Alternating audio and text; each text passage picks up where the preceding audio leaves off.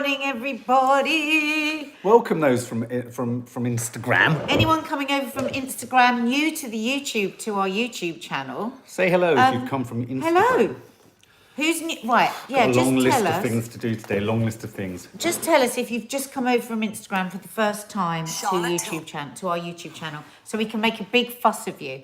Put in capitals, first time. Can I just say something? Well, no. It's very exciting. No, all right, I won't. No, of course you can't. Go on, what?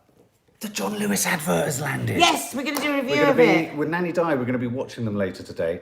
We might even be able to get, because you know Maddie likes to do some of the kind of reviews still. So Yeah, maybe she'll watch the it. So anyway, so if you're who's new to our channel, have a keep. Oh, first time, Maria Esses. Keep an eye. Maria Esses. Welcome. Can everyone welcome Maria Esses? We've got a lovely community here. All sorts of things go on this YouTube seriously, channel. connect with And other we people love on these the chats. We love newbies. Just hit the subscribe button and the notification bell, because that way you will be told when we're going live and what we're up to. So welcome new people. So tell us, you said it's World Kindness Day today. It is. That's Zoe nice. just told me on Instagram. So, and just, don't think that's weird that I just happen to have this jumper on today. I tell you, We just got given a really good idea, and we want to share it with the subs, because it was people over on Instagram that gave us the idea. Yeah, it was it was.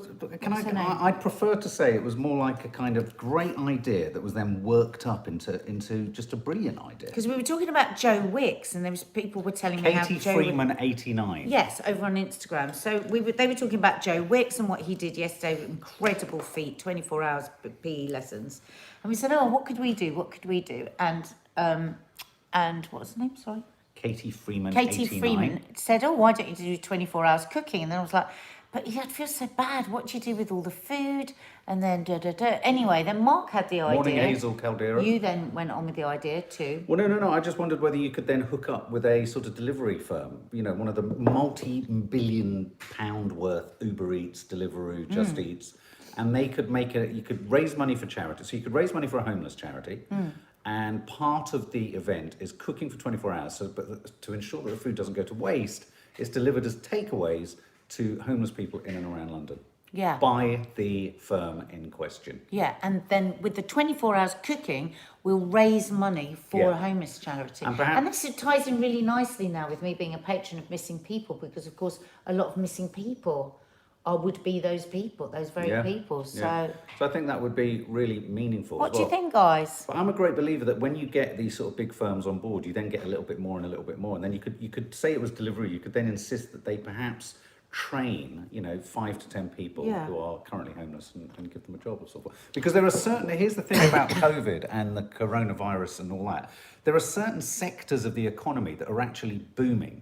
And one of those is food delivery and courier firms, because of course so much food is being delivered. Now that's not to say it's always going to stay like that, we're going to return to, but what they are saying economically with online retail and things like that is that this is a seismic shift. There's not going to be a return back to the same number of people going to in the same vast numbers to restaurants or to shops, and that's something to be quite sad, but it's a fact. I'm just thinking we'll have to do it once we're allowed people back in the house, because I'd probably have to have my sister help out. Have to have a bit of shifts, wouldn't we? Yeah. Lisa could do her gorgeous Mars bar cake. You could bake. Yeah, I make a couple. Get Nanny Di to make something. Well, Nanny Di could just sort of send yogurts. Watching Nanny Di half-eaten make yogurt. She could make jam I'm sandwiches. excited. I think it's a really good idea. Yeah, it's a nice idea. Really nice idea. So it's World Kindness Day. I just want to make a point. I want to say something that I feel very strongly about around kindness and the word kindness.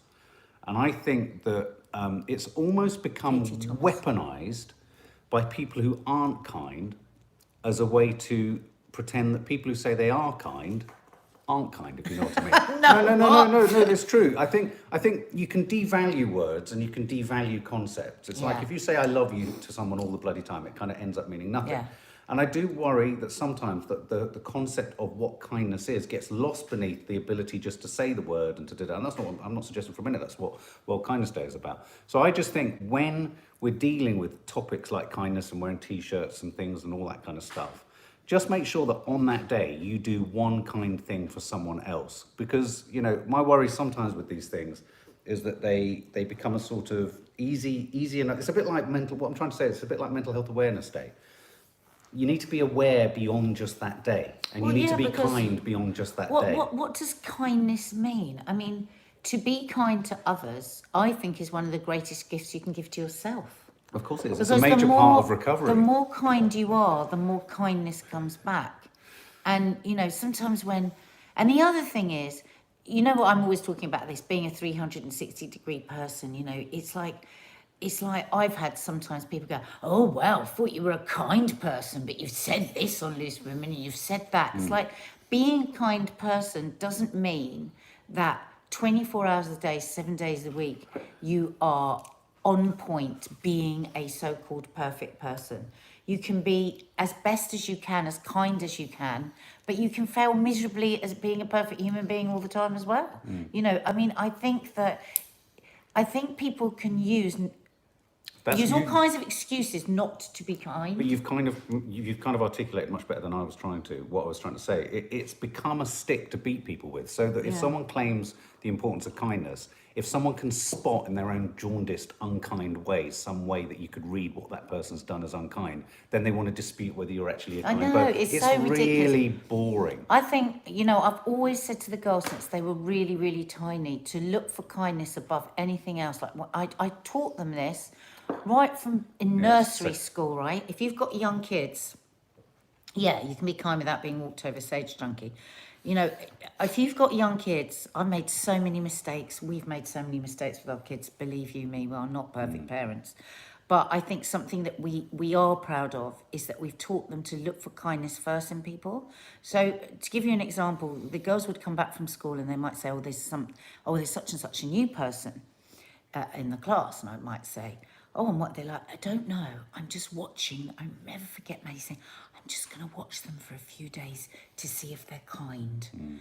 And, you know, and I love that. I really love that, because to this day, like, isn't it amazing when we're watching shows like, I don't know, like First Dates, for instance, isn't it amazing how Maddie just picks up, doesn't she, on the good uns and the bad uns? Whoa. And it's a skill. It's a skill to teach your children to be kind and to spot kindness. Like Mark, that's why, like with Mark, with all his stuff that was going on at the beginning, he always said, oh God, you know, how did you stay with me? And I always said to him, it's because I could see that you were kind. And if you choose someone that's kind, and young people, if you're in this situation, if you've had one bad partner after another, where you're going wrong is looking for somebody that's fundamentally kind. Because whatever comes your way, if you're with a kind person, you'll work it out together. Kindness is the single most important thing to look for in a partner, in a friend, in anybody. But that doesn't mean, like Sage Junkie said, that you're talking about a walkover, that they're not also, you know, can be tough and can be direct and can be all those things. But in their essence, they have to be kind.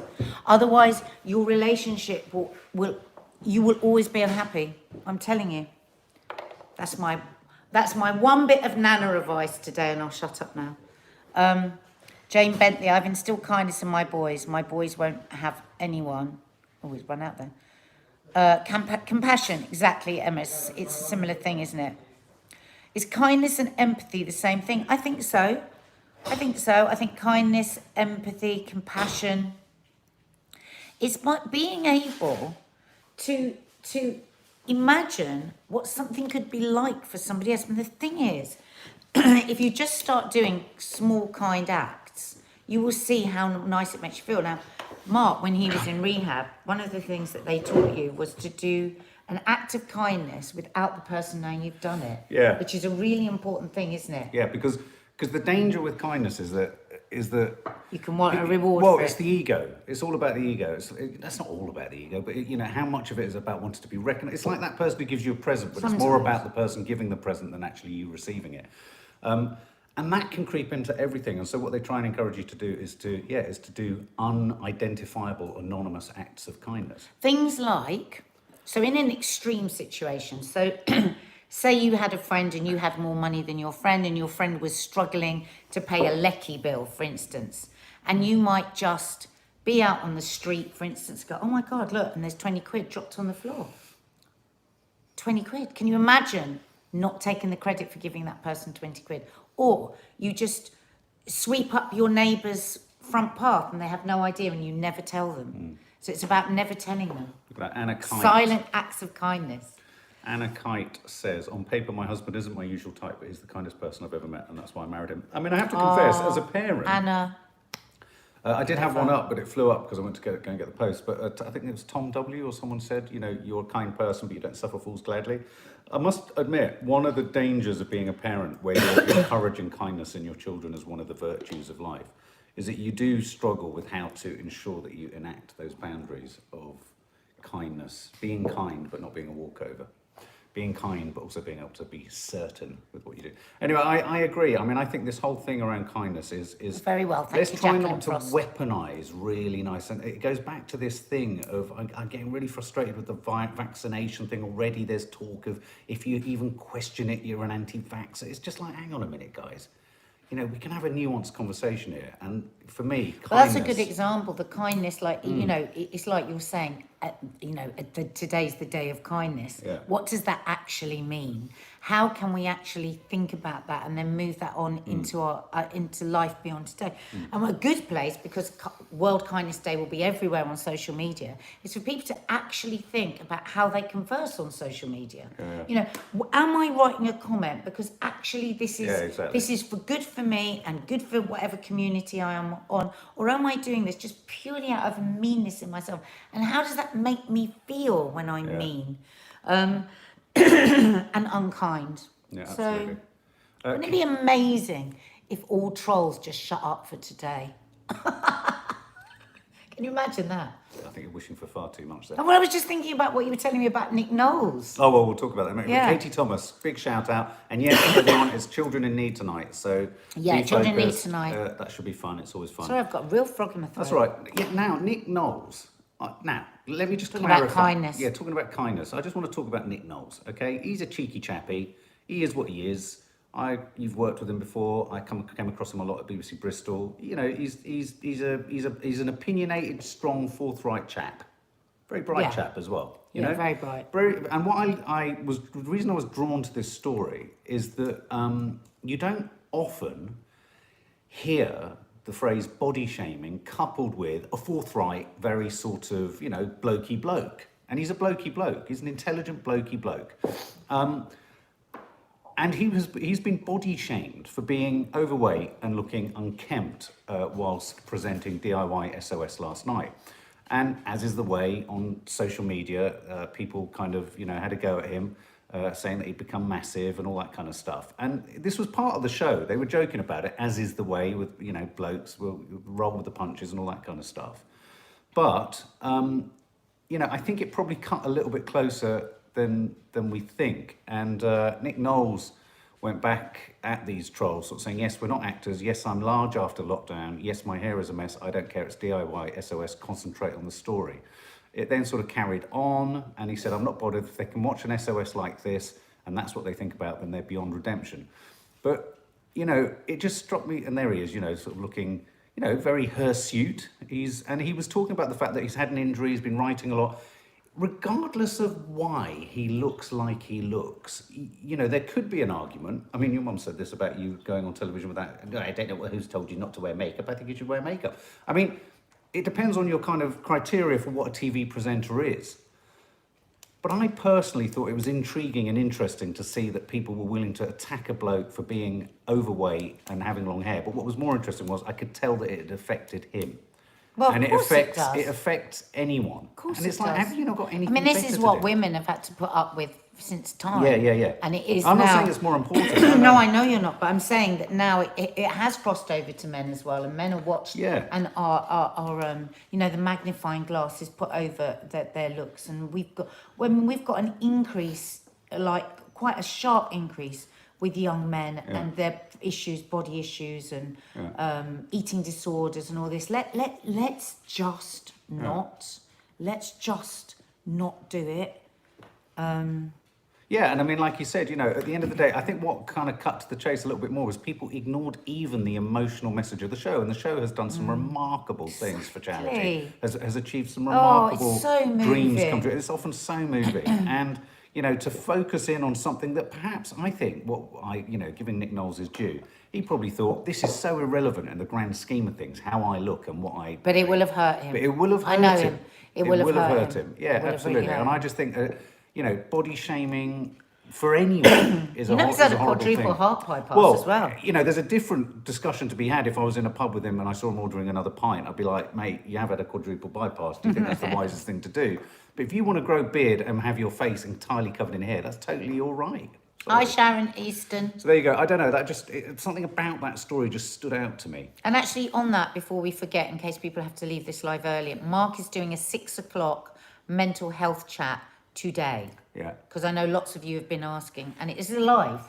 It's live at 6, yeah. I would go a bit further with that. I would say that men, even men's men, I'm not a blokey bloke, but I think even when blokey blokes have to deal with those kind of comments, it does go deep for anyone. Of course it does. It goes deep for anyone. And I think there's this assumption amongst men that you can roll with the punches, you can roll with the comments. Absolutely. I've seen many burly men leave drinking sessions back in the day where a bit of a sharp or barbed comment from someone, I could see a distance in their eyes creeping, and as they headed off, pissed as a fart, I knew that was going to play on them and bug them, Yeah. So, just human beings at the end. So in other news, my God, so the Yorkshire... Virtual group hug. Okay, Gabrielle. Gabrielle. Hi, Leslie Wilson. So some of the big news today, obviously, is that the Yorkshire Ripper has died. Hang on, sorry, excuse me. God, Anne Murray, is it true that policemen aren't allowed to have moustaches? No, I saw one the other day with a moustache and a beard. There you go. I hope we've cleared that up for you, Anne Murray. For sure.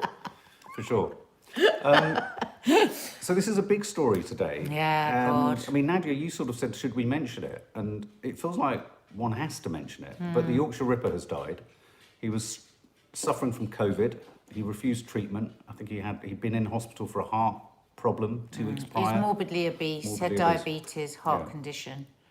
I was actually reading an article yesterday, an interview with his brother, Carl. So the Oliver Masterson, let me just quickly say, please don't give him the airtime, let him suffer in silence like his victims. Well, just before you say what you're going to say, I would agree with you, Oliver Masterson, but I'm certainly not commemorating. We're not commemorating his death. No. It's a news story, but also I think Nadia made a really important point this morning. With his death goes the answers for so many people. Yeah, that's what we wanted to talk about. That's the point, is that he's left so many stories and unsolved crimes left unsolved. And I think today is a day to remember his victims and of course the people that are still left with no answers. Yeah. And actually I was reading an article yesterday, an interview with his brother Carl, and he was saying, actually it was a terribly sad article. He was talking about their childhood. And he was saying he eventually stopped visiting him. He was 30 years in Broadmoor, and then they moved him, I think, to Franklin Prison. But he said he eventually stopped going to see him because he couldn't bear the self-pity. Right. He said he didn't believe that he was a paranoid schizophrenic because he said, how did he come up with the alibis? If he was that unwell. And he, in relation to what we were just saying, was saying that he would never reveal. He was never going to reveal who else he had murdered, and that he was quite put out that he'd been put in prison. And he said that was it. That was all that there was. Yeah. He also talked about how he used to go out, how they used to go out as him and his girlfriend, and he would drop his girlfriend off home afterwards. Oh my God. I know, and he had no idea. He said his father died, never thinking that he'd done it. But his father was very brutal. And it was just interesting reading this article from somebody that grew up with him and saying, he actually says in this article, he never did have kids and he'd been a good dad. He was very good with kids. He said, he was very good with me. Yeah, he said he was very good with me. I was his younger brother. And then he said he did once hold me out of the window upside down by my feet. And I remember thinking he won't let me go, and he did let me go, and he threw me out of the window. And I actually felt incredibly sorry for his brother, who has never done anything. But he did talk about how his father would constantly have affairs, but accused their mother of having them, and their mother never did. And they would see him beat up his father. It was just interesting getting some context. Well, one of the things I wanted to flag up with this is I always find it deeply discomforting when someone who's been such a sort of evil individual becomes slightly sort of, I don't know if anyone else feels this, like with the Moors murders, the imagery and the images of these people and the notoriety of them becomes almost part of pop culture, popular culture. Insofar as, you know, right down to things like Charles Manson, it's what begins to happen. Even like with the Craze twins, what begins to happen is that we forget that these are psychopaths with a lust for violence and murder. And we start to think, well, that was almost a T-shirt moment of the 70s or the 60s. And we also forget, like you know, just to finish off about that, his brother. And you think about the ripple effect on the good people that he was around. And you think, you know, and he even said in this interview, because obviously he was still alive, this was yesterday, this interview, he said, it will be a relief when he dies. People still point at me, he said, but, and I know this is probably a bad thing to say, he's still my brother and there will be a sadness. And I thought, imagine that. Imagine what his whole life has been. Aunties, uncles, cousins, neighbours, friends. Look at this, So they should never be held up. Like, it should never go on a T-shirt, on a mug, on a poster. No. It's... Stephen Conlon, I think my mum was attacked by Sutcliffe. We lived in Boothtown, Halifax, and he did kill 2 women in Halifax. One just very near us. He was an absolute horror. Well, you were talking earlier about how you got the map down, didn't you, when you were a kid? When I was a kid, I remember it always being on the news when I was down at my nan's, because my granddad always had the news on. Can you hear that? Where's that audio coming from? I think it's your phone. It's a headphone. It is. It's your headphones over there. Headphones on. Your I can hear them. I can hear it playing over there. No, it's the telly. Oh, it's the telly. Oh, sorry. And they used to have the news on all the time, and I remember being absolutely petrified. I don't know what age I was. I must have been 8 or 9 or whatever. And I got the atlas off the top of the cupboard in the front bedroom because I was petrified to know whether Yorkshire was anywhere near where we were at this point in Dorset, because I was worried about my nan. You know, so I think, you know, it was a very real, you know, monstrous sort of fear, wasn't it? I mean, and the name was just, I mean, everything about it. Anyway, so salutary lesson and a moment to remember the victims and to remember those people who feel that they were victims but never had it proved. Awful. Just awful. Awful. Morning, Lee. Yeah, what's Lee TV just said has there? Also glorified, glamorised serial killers, psychopath through gripping documentary drama series. It normalises it for many. Absolutely. Precisely. What was the Bundy film that we watched? Ted Bundy. I didn't like that at all. I was really uncomfortable with that. Zac Efron. I mean, it was, and you're right. It's almost like, it's like there's permission given, Lee, isn't there, after sort of 10 to 20 years or 30 years after something, to turn it into something that's quite sort of, it's popular culture. It's again, the Manson murders, you know, people actually died, you know, so it's kind of, it's just awful. So yeah. Sorry? No, nothing. I'm just writing down a note to remind myself. Oh, right, okay. So what was the other news Anastasia today? Alexander, it's human nature to be drawn to dark, things. I just want to read what she said. To dark things is why we like watching true crime docs and horror films. We're intrigued by things that scare us. That's why serial killers fascinate us. Absolutely. I mean, and they do, don't they? I mean, why is it because? I mean, we are people that are very fascinated by people anyway, aren't we? I mean, what makes a person? What drives a person? Why did I read that interview with his brother yesterday? Because I was fascinated. I do want to know where he comes from and what possibly could have affected him. I mean, it's interesting, you know, because it's interesting, isn't it? There's his brother that's had the same experiences, and yet he's completely horrified by what his brother did.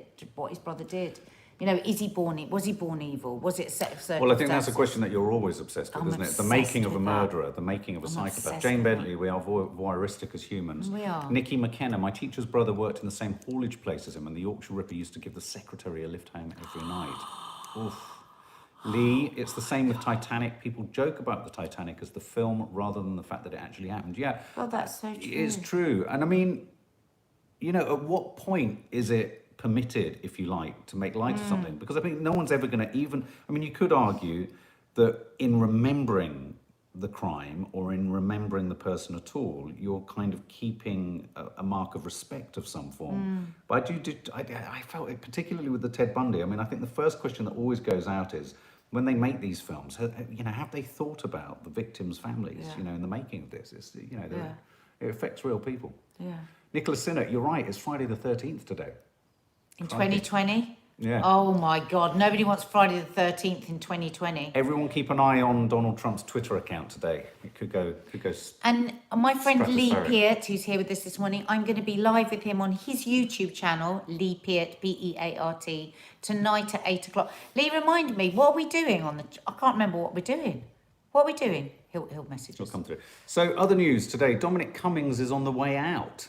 I'm sure a lot of us are very pleased about that. A bit late for that. He should have gone the day that he broke the rules and fucked up lockdown. Was he pushed? Did he resign? Well, we're never going to know for sure because of course he was pushed. Well, he claims that he said in one of his blogs in January that he wanted to be redundant by the end of made redundant by everything by the end of the year. So I mean he can at the very least claim he wants to make himself largely redundant by the end of 2020. Maybe he feels his job is done. I tell you what my theory on this is. But that was before COVID, so he hasn't done his job yet. Yeah, but I'll tell you what I think is the situation. Yeah, Lucy Heaney, Boris's girlfriend, is getting very involved, and this is I do think there's chaos at the top of government at the moment for sure. Here's Lee's answer. Do you want to? We are doing a kind of inside the actor's studio type chat. Maybe I'll pose some philosophical questions to you two, or maybe we'll just chat about absolute nonsense or all of the above. But I look forward to it at 8 o'clock. I think if it swings either way, it sounds compelling and. I'll be having a gin and tonic. So you can sort your mental health out with me at 6, and then you can go over there and have a cocktail. It's great. We've got everything going on tonight. I think the situation is this with Dominic Cummings. He was massively defined by the Leave campaign and Brexit. Biden is going to be the next president, whether we like it or not. And I'm only saying that for most people who keep thinking that Trump is going to somehow sort of stay in power. Biden is going to insist upon a more gentle Brexit. Boris has to shift that way. We will see, Dean. And I think Dominic Cummings, even in himself, tacitly acknowledges Boris has to move that way. Otherwise, it's going to be economic disaster for the UK when we leave Europe.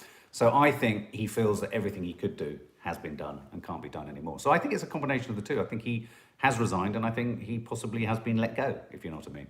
Right, a couple of questions there. First of all, why is everyone asking me if I slept on the sofa last night? Oh, right, because I said to them, because you were asleep, you were falling asleep as I went in to do the live last night, night shift, and I said, when I come out, if she's fast asleep, what should I do? Because the other night you were having a panic that I had died. Because you woke up, didn't you, suddenly on the sofa, and you thought something awful had happened. Somebody just said that. What did Dominic Cummings actually do? Well, we were just told he advised the... Oh no, he was massively Prime instrumental. Minister, but they say he was the brains behind He got Brexit. the Brexit vote. He ensured that Brexit happened. He is Brexit man. And I think he's more of an extreme Brexit man than Boris is secretly. I mean, Boris is an opportunist and sways with the wind. But I think Boris necessarily is going to go for a gentler Brexit so that we can keep in with Biden. And I think... Yeah, because we can't muck about with Biden. And I think even Cummings would have to admit, the whole Cummings project would have worked if Trump stayed there. Because Trump would have, doubled down on the whole Brexit thing. And somebody said, have we seen the Where's Wally Dominic Cummings version? That sounds fun. That sounds good. Can we just sing Happy Birthday to Bethan? Well, you can, yeah. Happy birthday to you, happy birthday to you, happy birthday, dear Bethan. Happy birthday to you. Happy birthday, Bethan. Happy birthday to Sarah's daughter, Bethan. Somebody that missed, I think it's OC, missed what we were talking about at the beginning, and it's driving her mad. What was our plan? So just very quickly, we were talking about doing a 24 hours cookathon to raise money for homeless charities and to also try and bring in Deliveroo or Just Eat as a part of it so they could take the food so it wasn't wasted and deliver it to homeless shelters. And maybe we could even get them involved where they could maybe train a few of those homeless people to then work with them. So I don't know if any of my agents are watching this morning, but could we try and sort that out? Hit the thumbs up icon if you think that would be a great idea. Do you think that's a good idea? Hit the thumbs up here, not the emoji, the thumbs up underneath. I think me and Lee Peart should run government. I think we should set up our own cabinet league because we're on the same page. Interesting how Cummings is leaving just as Biden will be inaugurated. Yeah, you do think they're very similar. I totally agree. It's totally connected. He sees that he's going down a cul-de-sac with Biden in power. Final bit of stuff which I thought was really hysterical, this story, if I can find it. What? YouTube is blocked. Cummings. What is it? Oh, Hannah, Palestinian food, please. Oh. Yeah, absolutely. Oh, yeah. Palestinian food. Just bear with me 1 second. You can carry on reading comments. Okay, so Faith. Oh, hang on, comments just have putting gone. it. Faith, I feel DC has blood on his hands due to the journey during Dominic lockdown. Cummings. Yeah, I know. So, well, that's it. I mean, I always say, I felt that that's when the first lockdown started to discombobulate a bit. Everyone was rigidly, that we knew, was sticking to the rules, weren't they? And then he did that. And actually, the police said that they noticed a difference almost immediately, because it was like, almost like, oh, the government know it's not that dangerous. It is kind of all right to go out. And it was, without doubt, I think for me, it was the beginning of the complete breakdown in trust for me and Boris. Because even though we hadn't voted Boris, up until then, we were kind of behind him, weren't we? Saying, right, we've got to just get behind this government, do what they say. They're trying their best. They're looking after us. The furlough scheme is amazing. And then it just felt like such an old boys network stitch up. And I just lost trust and faith in them. Yeah. Does anyone else agree with that? I really did. It was a really defining moment for me. And now it feels like, oh, he's going now. It's almost added insult to injury for me. I know what you mean. Do you know what I mean? Yeah, I totally agree. A couple of interesting stories that have also kicked through. There is the feeling that there's a current, we talked about it on Night Shift last night. All this chat about vaccine, which is brilliant, is a convenient way of ignoring the fact that the deaths hit the highest figures on a daily rate in a long time, and that we had a record number of new cases yesterday. And I think the feeling is that because of the leak from government, everyone then rushed out like nutters to exploit things before the lockdown kicked in. They can almost directly attribute the current spike to the leak that happened in government. So it shows you... And newspapers, can you just watch yourselves as well? But it's just You're another reminder... culpable in this. But this idea that Dominic Cummings doing his thing way back when didn't have any impact on people's behaviour or observation of the rules is nonsense. Yeah, you know, nonsense. these things do have an impact. So that was one thing. But also... Yes, you can, Janice Muir. A Scottish shout-out. There you Oh, go. sorry, that went a bit Irish. That did, yeah. That wasn't very Scottish, was it? Can I have a Scottish... Try it again. Hello, Janice. What was her name? Janice Muir. Janice Muir from Scotland. Yeah. Scotland the brave. I love Scotland. I miss Scotland. Go on. I just wanted to say, there's a really funny story which I can't find. I can't find the actual story again. It's disappeared, but it was on the news flow. There is a new sort of, what do you call it? It's like a breathing apparatus. There's a new sort of thing that has carbon dioxide that once you've got drunk, if you breathe it, it sobers you up. That's dangerous. I do not think that should be allowed under any And it does it by circumstances. inputting more carbon dioxide into you. I just think that's just... I mean, that cannot be allowed because you've still consumed the alcohol and done the damage to your liver. Well, exactly. And my thinking is that then presumably you could just take this thing and put more alcohol in you. That's what I mean. It's disgusting. It just makes you sober up. They cannot allow that. But where'd you get them? I'm also curious to know whether it would have any impact on breathalyzers and things like that. No, they won't allow it. That's a very lovely thing to say, Emma McGregor. Thank you so much. But isn't it amazing that they've got technology that can sober you up by breathing into something? Here's another bit of tech. A company in Israel has developed headphones that aren't headphones. Right, Get this. We're going to have tech that allows you to put on your phone, press play music, and without putting anything on your head or in your ears, a small audio pocket is created in your ear. Shut the front door. And only door. you can hear it. No headphones. Wow.